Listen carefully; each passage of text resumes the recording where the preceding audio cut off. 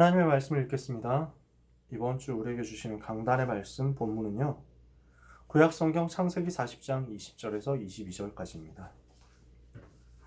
창세기 40장 20절에서 22절, 23절까지 읽겠습니다. 창세기 40장 20절에서 23절. 제3일은 바로의 생일이라 바로가 그의 모든 신하를 위하여 잔치를 베풀 때에 술 맡은 관원장과 떡 굽는 관원장에게 그의 신하들 중에 머리를 들게 하니라. 바로의 술 맡은 관원장은 전직을 회복하매 그가 잔을 바로의 손에 받들어 드렸고 떡 굽는 관원장은 매달리니 요셉이 그들에게 해석함과 같이 되었으나 술 맡은 관원장이 요셉을 기억하지 못하고 그를 잊었더라. 아멘. 여러분, 성경을 읽을 때 우리가 본문을 읽으면 항상 습관적으로 맨 끝에 아멘 하잖아요. 근데 사실 아멘이라는 말의 의미를 생각하면 함부로 아멘을 할 수가 없어요. 그러니까 그 아멘이라는 말은 그 말씀이 성취되기를 바랍니다. 나에게 성취되기를 바랍니다. 그런 의미로 하는 거거든요. 거기에 그 말씀이 맞습니다. 그 말씀에 동의합니다. 그 말씀이 나에게 이루어지기를 바랍니다. 그게 아멘이야. 그러니까 아멘은 굉장한 기도죠. 그런데 가끔 보면은 이 말씀이 나한테 성취되면 안 되는 본문을 읽을 때가 있어. 예를 들어서 가룟 유다가 예수님을 배반하고 그 다음에 이걸 깨닫고 충격받아가지고 목매달아 자살했다 이러는데 또 막 이렇게 굳이 아멘 이렇게 하기 좀 애매하거든요. 그럴 때는 분위기가 물론 멸망할 사람 멸망했으니까 감사합니다 아멘 이럴 수도 있겠지만요. 그럴 때는 주로 주여 하고 끝내는 경우가 많습니다. 굳이 막 모든 구절에 아멘을 다 해야 되는 건 아니에요. 그런데 오늘 읽은 구절 맨 마지막은요. 술 맡은 관원장이 풀려났는데 요셉을 기억하지 못하고 요셉의 부탁을 잊어버렸더라. 요셉을 잊었더라 그랬잖아요. 근데 이건 아멘이에요. 왜냐? 하나님께서 가장 완벽하게 행하셨기 때문입니다. 요셉에 대해서 우리가 말씀을 나누고 있습니다. 오늘 제목이 변화를 입는 요셉입니다. 여러분이 잘 아시는 바와 같이 요셉이 감옥에 들어가게 된 내용을 이야기하는 본문입니다. 창세기 40장 20절에서 23절까지 우리가 봤죠. 여러분, 복음 가진 자에게 고난이 올 수 있습니다. 그 고난의 의미를 우리는 몇 가지로 생각할 수 있습니다. 첫 번째, 이 고난은요, 우리를 치유하는 시간표가 됩니다. 요셉에게 이런 시간표가 온 거예요. 여러 가지 고난이 왔잖아요. 그런데 그 고난이 요셉의 성품, 요셉의 성격, 요셉의 생각, 요셉의 마음, 요셉의 영혼 깊이 치유하는 시간표였어요. 혼자 그리스도 바라보도록 만드는 굉장한 치유의 시간표였거든요. 두 번째, 우리에게 고난이 올 수 있습니다. 이것이 나를 변화시키는 시간표가 될 수 있습니다. 나에게 하나님이 응답을 주시려고, 나에게 하나님이 역사를 일으키시려고, 나에게 뭔가 변화를 일으키시기 위해서 나를 다른 사람들이 봤을 때는 고난으로 몰고 가는 거예요. 이렇게 하실 경우가 있어요. 세 번째, 그러면서요, 이 고난이 미래 살릴 굉장한 준비를 하게 되는 시간표일 수 있습니다. 이것을 요셉이 본 겁니다. 저한테도 이런 응답들이 참 많았거든요. 제가 많은 나름대로 요셉하고 비교할 수는 없지만 나름대로 고난을 겪었는데 나름대로 어려움을 겪었는데 예를 들어서 군대를 갔잖아요. 군대에서 되게 좀 어려움을 많이 당했어요. 억울한 일도 많이 당하고 굉장히 괴롭힘도 당하고 이렇게 했거든요. 근데 그 시간표 속에서 제가 제일 많이 치유됐어요. 아, 나는 그리스도 없으면 아무것도 할 수 없는 존재였구나. 이게 너무 깨달아지는 거예요.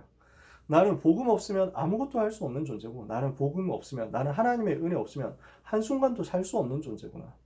그런데 그때마다 하나님이 저한테 깨닫게 하시는 거예요. 하나님이 그런데 나를 사랑하시는구나. 이러니까 나한테 있었던 많은 좀 오버되었던 부분, 허황되어 있었던 부분, 이 거품이 쫙 빠지는 거야. 이러면서 그리스도로 충만해지는 것을 그때 정말 많이 체험했어요. 이때 성경을 많이 봤는데요. 왜냐하면 아무도 나한테 말을 안 걸어. 아무도 나를 인정을 안 해줘. 나한테 말을 거는 사람은 내 욕을 하고, 비난하고, 욕하고, 이렇게 언어폭력 이거밖에 없었거든.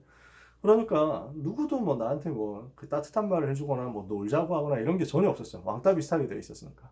그러니까 그때 하나님의 말씀 보는 것밖에 할 수 있는 게 없었어요. 말씀 굉장히 많이 받았어요. 근데 그 말씀이 나한테 너무 은혜가 되는 거야. 진짜 치유를 많이 받았어요. 소리는 못 내고 속으로 찬양할 때가 많았어요. 근데 그 찬양이 하나하나 나한테 치유의 메시지였어요. 그러면서 그때 기도했던 내용이 하나도 빠짐없이 응답됐어요. 야, 하나님이 정말 나를 사랑하시는구나. 이게 저한테 굉장한 치유의 시간표가 되더라고요. 그러면서 하나님이 고난이라고 생각되는, 문제라고 생각되는 시간표를 주셨는데 이것이 하나도 빠짐없이 중요한 내 삶의 변화를 일으키는 원동력이 되더라고요. 시간표가 되더라고요.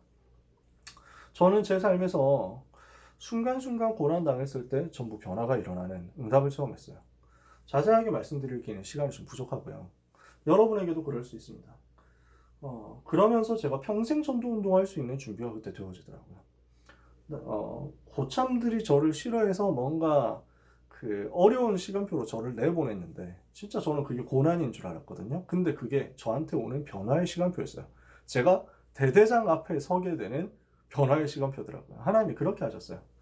군대 안에서 정말 어려움 당했던 그 시간 동안에 나의 말씀이 찾아지고요. 나의 기도 응답이 엄청 찾아지고요. 나의 전도 여정이 막 나오더라고요. 이렇게 하면서 그때 책을 읽었던 것, 그때 하나님을 바라봤던 것, 그때 성경 읽고 찾고 조사하고 연구하고 했던 것 평생 전도 운동하는데 도움돼요. 지금도 그렇거든요. 여러분 이런 고난이 왔을 때 당황하지 말고 여호와 하나님 바라보면 됩니다. 특징이 있어요. 이 정도면 고난 끝났겠지 싶거든요. 근데 또 고난이 와요. 이 정도면 이제 그 고생 다 했으니까 이제 새로 시작할 수 있겠지. 이제는 좀 괜찮아지겠지 싶었는데 좀 괜찮아지는 듯 하다가 다시 고난이 온다니까? 근데 그게 헛된 것이 아니에요. 다시 밑바닥으로 돌아가는 게 아니야. 뭐냐? 이전보다 더 중요한 응답을 받을 준비를 하게 되는 거예요. 이게 요셉의 삶이었죠. 내용은 여러분이 잘 아십니다. 요셉이 유혹을 받잖아요. 유혹을 받는 요셉입니다. 요셉이 가정총무로서 성과를 거뒀죠. 애굽 사회에 잘 적응을 하고 있었어요. 그런데 그 요셉에게 변화가 왔어요. 가정총무로서 활약을 하면서 잘 응답을 받고 있었던 요셉에게 변화가 일어났어. 근데 그 변화가요, 긍정적인 방향, 우리가 기대하고 있는 좋은 방향의 변화가 아니었어. 어떤 변화였습니까? 굉장히 고난을 당하는 변화였어요. 어떤 식으로 왔습니까? 보디발의 아내잖아요. 이 사람이 돈은 많은데 남편이 자기를 뭐 잘 안 돌봐준다 이럴 수도 있고, 일단 영적 문제가 많고 기본적으로 불신자가 뭐 어디 가겠어요? 그러니까 육신의 쾌락, 육신의 정욕, 안목의 정욕, 이생의 자랑 이런 데만 관심이 있잖아요. 불신 상태 똑같죠. 이러니까 이 보디발의 아내가 시간도 많지 돈도 많지 근데 할 건 없지, 이렇게 해가지고 육신의 정욕에 딱 빠져 있으니까 요셉이 보니까 어때요? 용모가 준수하고 아담하였더라 이랬거든요. 그러니까 요셉을 살살 유혹한 거예요. 나하고 같이 있자, 데이트하자 이렇게 한 거예요. 뭡니까? 불륜을 요청하는 거죠. 그러니까 어떻게 합니까? 요셉이 거절하잖아요. 나는 그럴 수 없다. 나는 그런 불륜에 응할 수 없다. 나는 하나님 앞에 죄를 지을 수 없고 당신 주인 앞에, 내 주인 앞에 죄를 지을 수 없다. 아무리 그래도 그렇지. 야, 아무도 보는 사람 없어, 괜찮아 이렇게 하잖아요. 보디발의 아내가 여기는 너하고 나밖에 없다 이렇게 하니까 요셉이 뭐라고 합니까? 하나님이 다 보고 계신다. 내가 어떻게 그렇게 죄를 짓겠냐 이러면서 막 자꾸 뭐라 하니까 그 나가려고 하죠. 그러니까 이 여자가 어디가 뭐 이러면서 막 붙잡는단 말이에요. 이러니까 요셉이 너무 이제 막 그 붙잡고 있으니까 아예 그 붙잡은 옷을 벗어놓은 채로 바로 빠져나왔어. 이러니까 아주 이게 좋은 물증이 되죠. 이 여자가 열받았어요. 뭐 합니까? 누명을 뒤집어 씌웁니다. 요셉 저 작자가 나를 범하려고 했다, 강간하려고 했다. 증거가 어딨냐? 이 옷이 증거다. 그러면서 내 눈에 눈물이 보이십니까? 이렇게 한단 말이에요. 피해자의 눈물이야말로 가장 좋은 증거다. 뭐 이렇게 해가지고 막 우기는데 할 말이 없거든. 과학수사 뭐 있는 것도 아니고 CCTV 있는 것도 아니고. 이렇게 해가지고 누명을 쓰고 요셉이 감옥으로 가게 된 거예요. 어처구니 없는 상황이잖아요. 여러분 이게 당장 눈에 볼 때는 엄청 좌절되는 순간이에요. 그런데 언약을 생각하면 달라요. 왜 그렇죠? 요셉이 가정총무로 있었으면요, 보디발의 집에 계속 있었으면 아무리 잘해도 총무로 끝나요. 그죠?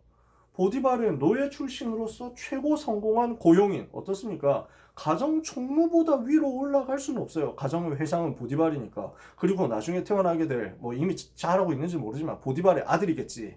이러니까 아무리 잘해도 더 이상 올라갈 수가 없어. 그런데 그렇게 잘해가지고 제일 높은 자리에 가정총무 올라왔지만 그래봐야 보디발의 집 안을 절대 못 벗어나는 거예요. 그런데 요셉은 어떤 사람이에요? 애굽 전체를 살려야 될 사람이에요. 하나님은 애굽 전체를 살리면서 전 세계를 살려야 될 요셉을 보디발의 집이라는 좁은 현장에서 빼내신 거예요. 현장 다 봤죠? 적응할 수 있게 됐죠? 애굽 사회 실제 살릴 수 있는 실물을 많이 알게 됐죠? 그러면 이제 거기서 나와야 돼요. 거기서 나오는 변화의 포인트가 누명 쓰고 감옥에 가는 것이었단 말이에요. 굉장히 부정적으로 보이지만 하나님이 하나님의 주권 안에서 행하신 거였어요. 지난주에 여러분 말씀 나눴었는데 기억나십니까? 문제가 올 수 있습니다. 뭘 기억해야 돼요? 내가 누구냐? 하나님의 자녀다. 정체성이에요. 문제가 왔을 때 뭘 기억해야 됩니까? 여호와께서 실수하지 않으시는데 그 하나님께서 나와 함께 계신다. 나를 버리지 않으신다. with 임마누엘 원네스 모든 것이 합력하여 선을 이루신다. 나에게 문제가 왔다면 그 속에 하나님의 계획이 있다. 이걸 보는 거예요. 요셉이 감옥으로 가게 됩니다. 어떻게 됩니까? 그곳이 하필이면 웃기죠. 정치범 수용소였어요. 파라오의 바로왕의 감옥에 갇히게 되는 거예요. 바로의 감옥에 갇혔는데 거기에 누가 있습니까? 장관들이 있어요. 애굽의 정치를 맡던 애굽의 왕궁에서 일을 하고 있었던 관원장 각각의 일을 맡고 있었던 실무자, 정치 실무자들이 왕의 눈에 잘못 보였다는 이유로 쫓겨나가지고 감옥에 와 있는 그 현장에 요셉이 가게 된 거예요. 아니 무슨 주인의 아내를 범하려고 했던 사람을 어떻게 그런 곳에 보냅니까? 그게 하나님의 절대 계획이 있는 현장이었다는 거죠. 신기한 일 아닙니까? 잡범 보내는 곳에 가야 되는데, 흉악범 보내는 곳에 가야 되는데, 어쩌면은 보디발의 아내로서는 제일 안 좋은 데 보내야 되겠다. 제일 어려운 데 보내야 되겠다. 이렇게 생각했을 수도 있습니다. 어떤 과정이 있었는지 모릅니다. 그러나 하나님의 100% 주권적인 섭리였습니다. 이렇게 해서 여기서 누구를 만나죠? 장관들을 만나는 거예요. 정치인들을 여기서 만난 겁니다. 그러면서 감옥 안에서 리더가 됩니다. 감옥 안에서 일을 너무 잘해주니까 필요한 일들을 다 해주니까 여기에서 감옥의 수장이 되는 거예요. 이렇게 하면서 어려움 당하는 사람들에게 답을 전달하게 됩니다.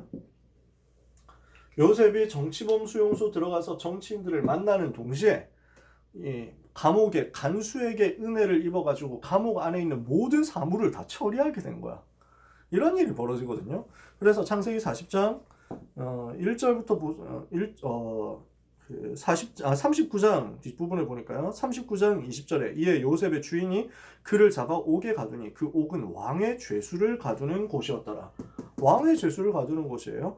요셉이 옥에 갇혔지만 여호와께서 요셉과 함께 하시고 그에게 인자를 더하사 간수장에게 은혜를 받게 하시매 간수장이 옥중 죄수를 다 요셉의 손에 맡김으로 그 재반 사물을 요셉이 처리하고 간수장은 그의 손에 맡긴 것을 무엇이든지 살펴보지 아니하였으니 이는 여호와께서 요셉과 함께 하심이라.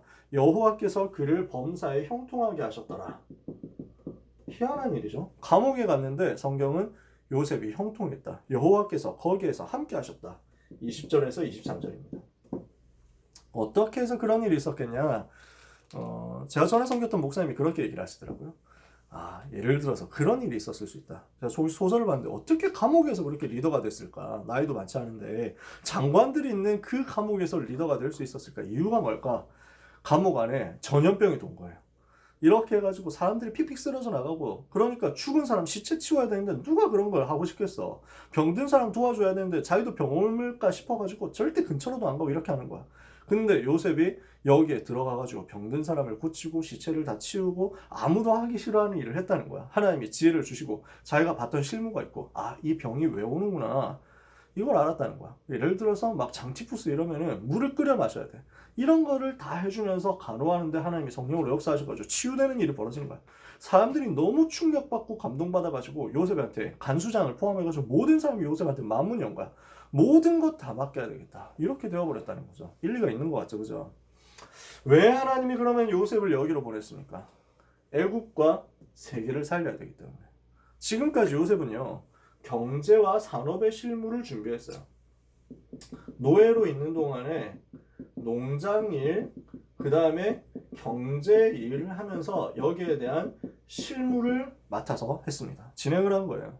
그런데 경제와 산업의 실무 준비한 것만으로는 총리가 될 수는 없어요. 애굽 정부를 살려야 되는데 요것 가지고는 안 되는 거야. 뭘 배워야 되느냐?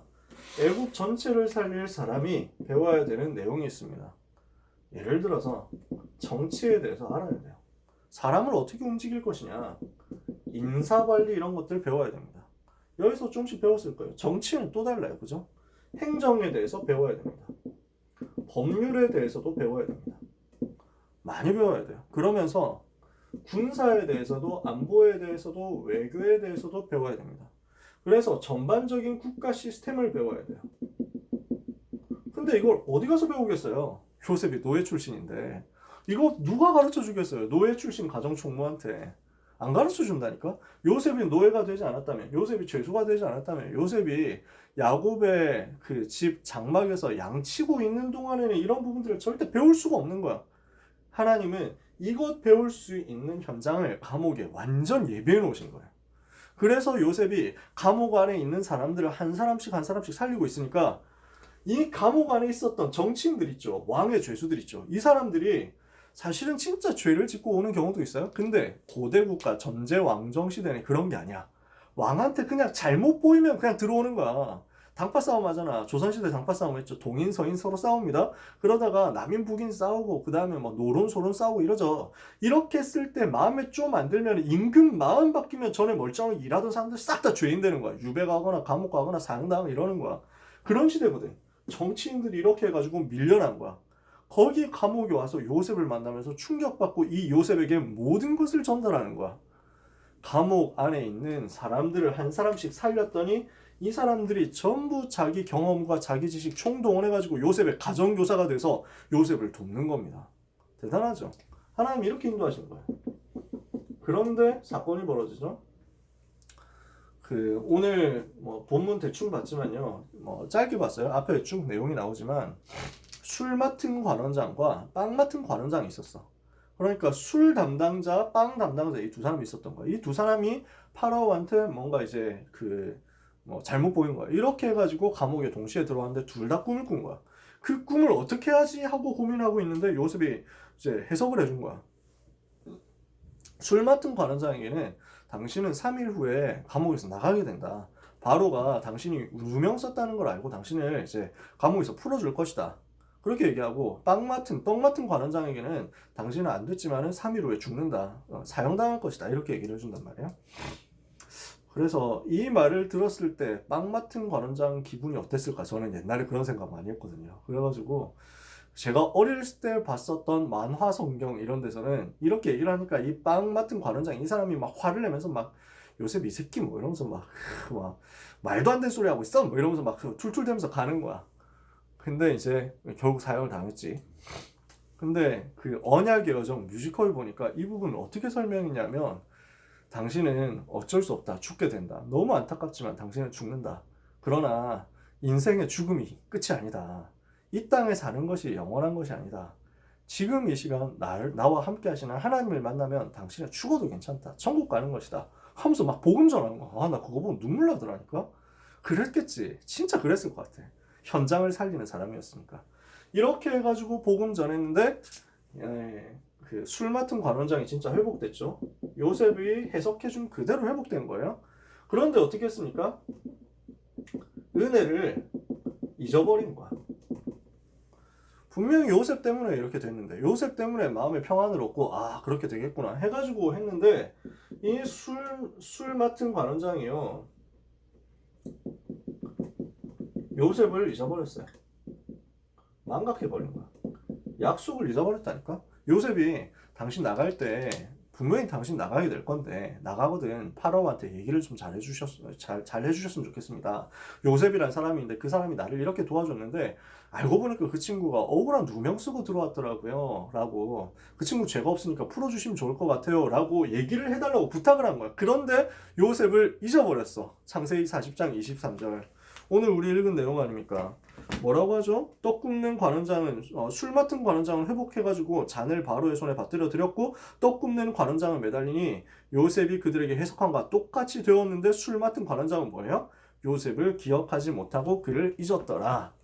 완벽한 하나님의 절대적 주권이었고 은혜였습니다. 하나님의 빅픽처가 대단한 거야. 완벽한 빅픽처. 물론 하나님이시니까 그렇겠지. 왜 그렇습니까? 만약에 안 잊어버렸으면 어떻게 됐을까요? 관원장이 요셉을 기억했으면 어떻게 됐을까요? 가석방으로 끝나요. 아, 요셉 대충 보니까 상황이 이해가 되니까 그래? 이제 출소시켜 줄게 이렇게 했겠죠. 그죠? 그럼 어떻게 됩니까? 전과자예요. 그냥 출소자야. 재소자 출신인데 모범주로 나왔어. 그게 끝이야. 어디 가겠어요? 뭘 하겠어? 만약에 이렇게 해가지고 나와서 갈 수 있는 제일 좋은 데가 어딜까요? 저는 생각을 해봤거든요. 이렇게 해서 나왔다. 요셉은 평생 술 맡은 관원장한테 잘 보여야 돼요. 그렇지 않겠어요? 야, 네가 누구 때문에 나왔지? 뭐 이러면서 술 맡은 관원장이 그럴 거 아니야. 요셉 취직할 데도 없잖아. 그 술 맡은 관원장 밑에 들어가가지고 잘해봐야 또 술 관원장 가정 총무 이 정도밖에 못했을 거라니까. 잘 해봐야 그래가지고 심부름하는 인생으로 끝나. 그러니까 하나님이 어떻게 합니까? 요셉이 관원장에게 은혜를 입게 하지 않았어요. 어떻게 했어요? 바로 왕이 요셉에게 은혜를 입게 만들었다니까. 지금 여기서 술 맡은 관원장한테 빚지면 안 돼. 그죠? 거기 심부름하면 안 된다니까. 다 잊어버린 거야. 그래서 나중에 바로가 꿈을 꿨는데 그제서야 기억나는 거야. 아, 누가 이 꿈 좀 해석해 줬으면 좋겠다고 고민하고 있으니까 그때 돼서 생각나는 거야. 아, 맞다. 그 꿈 해석 잘해주는 사람이 있는데 이렇게 해가지고 소개를 했다니까. 이러니까 바로가 당장 불러와라. 당장 모셔와라. 이렇게 된 거죠. 어떻게 돼요? 술 맡은 관원장의 청탁으로 간 게 아니라 바로 왕의 명령으로 감옥에서 나왔어. 술 맡은 관원장한테 은혜를 입고 사는 게 아니라 파라오가 요셉한테 너무 큰 빚을 지게 돼. 이게 하나님의 계획이죠. 하나님은요, 요셉이 지금 여기서 나오면 안 됩니다. 시대 살릴 준비 기간을 더 허락하셨어요. 이거 더 준비할 수 있도록 만드신 거야. 그러면서요, 완벽한 시간표를 준비하셨어요. 뭡니까? 요셉이 30세가 될 때 비로소 나오도록 만든 거예요. 어떤 의미가 있죠? 공직에 진출할 수 있는 가장 어린 나이 당시 30세입니다. 총리가 될 수 있는 가장 어린 나이 30세. 그때 딱 요셉을 빼낸 거예요. 자, 우리는 무엇을 생각해야 되겠습니까? 전도자가 갖춰야 될 자세입니다. 오늘 이 메시지 속에서 우리가 붙잡아야 될 자세가 몇 가지 나와요. 요 세 가지 내용을 가지고 우리가 갖춰야 될 자세 하나하나를 찾아봅시다. 첫 번째, 렘넌트는 절대로 이익과 손해 앞에서 비굴해지면 안 돼요. 이익과 손해가 왔을 때 흔들리지 말고 하나님 앞에서 선택해야 돼요. 유혹 오기도 하고 핍박이 오기도 합니다. 그때 절대 흔들리지 마라. 우리는 어떻게 해야 돼요? 사람 앞에 서면 안 되고 하나님 앞에 서야 돼요. 이것을 오늘 우리는 본문을 통해서 찾아내는 것입니다. 보디바르가 야, 나하고 불륜하면 내가 너 끝장나게 밀어줄게. 내가 너 모든 것 도와줄게. 그리고 아무도 모르게 잘 해줄 테니까 걱정하지 마. 이랬을 거 아니에요. 이익 주겠다 이랬을 거 아니에요. 너 지금 거절하면 손해본다 이렇게 얘기했을 거 아니에요. 유혹하면서 핍박도 예고했다니까. 경고했다니까. 요셉은 속지 않았어. 왜? 사람 앞에 서는 사람이 아니라 하나님 앞에 서는 사람이니까. 렘넌트 전도자는 사람의 도움을 받는 게 아닙니다. 여러분, 사람의 도움 얻기 위해서 비굴해지지 마라. 우리는 그럴 필요가 없어. 왜? 하나님이 주신 언약 붙잡았으니까 하나님이 주실 은혜 받고 승리할 거야. 이게 우리의 신분입니다. 시편 146편 3절에 귀인들을 의지하지 마라. 도울 힘이 없는 인생들을 의지하지 마라.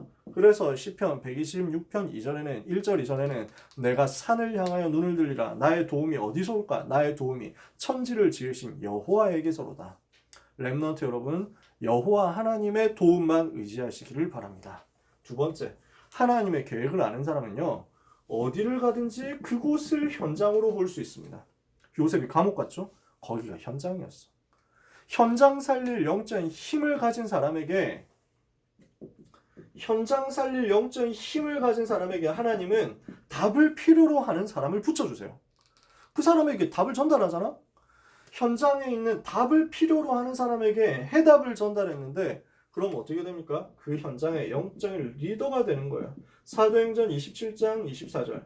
풍랑만 난 현장에서 바울이 답을 전달한 거야. 그러니까 어떻게 됩니까? 바울아 두려워 마라. 네가 가이사 앞에 서야 하겠고 너와 함께 항해하는 자를 다 너에게 주셨다 했으니 그러므로 여러분이 안심하라. 나는 내게 말씀하신 그대로 되리라고 하나님을 믿노라. 이러니까 그 배의 주인공이 싹 바뀌어버린 거야. 선장도 필요 없어. 선주도 필요 없어. 백부장도 필요 없어. 이 답을 가진 바울이 그 배의 주인공이 되는 것입니다. 여러분이 현장에서 답을 전달할 수 있다. 틀림없이 여러분은 현장 살릴 리더가 되는 줄 믿으시기 바랍니다. 마지막 세 번째, 여러분이 이 답을 가지고 언약 붙잡고 기도하고 있으면 여러분을 사용하실 하나님의 시간표는 반드시 오게 될 것이에요. 그 날이 올 때까지, 하나님이 여러분을 사용하시는 그 날이 올 때까지 낙심하지 말고 기도하면서 준비하세요. 하나님은 여러분에게 변화의 때를 주실 거예요. 사도행전 1장 1절에서 11절, 예수가 그리스도 하나님의 나라 성령 충만이라는 언약을 붙잡고 사도행전 1장 12절에서 14절 기도 집중 속으로 들어갔어. 뭐가 왔습니까? 하나님이 주시는 변화의 때, 하나님이 준비하신 완벽한 시간표, 하나님이 계획하신 정확한 날, 사도행전 2장 1절 오순절 날이라는 시간표 오는 거예요. 오순절 날이 이미 이름에 그들이 다 같이 한 곳에 모였더니 그때 하나님께서 여러분에게 이 일이 일어나게 될 것입니다. 사랑하는 모든 렘넌트와 전도자 여러분, 하나님이 주시는 응답의 시간표 기다리면서 당당하게, 겸손하게, 담대하게, 그러나 조용히, 그러나 위대하게 언약 붙잡고 여호와 하나님 의지하는 증인들 되시기를 바랍니다.